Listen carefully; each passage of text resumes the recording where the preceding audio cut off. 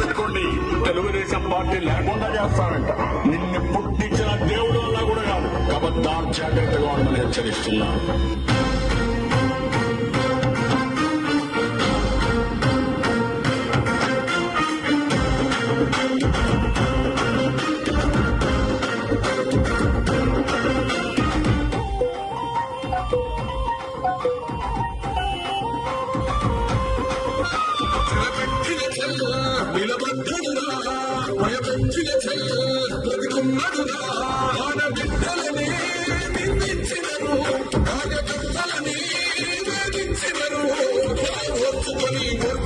కట్టలని తెచ్చుకొని చూసుకొని దూసుకొని గర్జించి దూకనను చల్ ఓ జూలు విప్ప దూకినది సింహము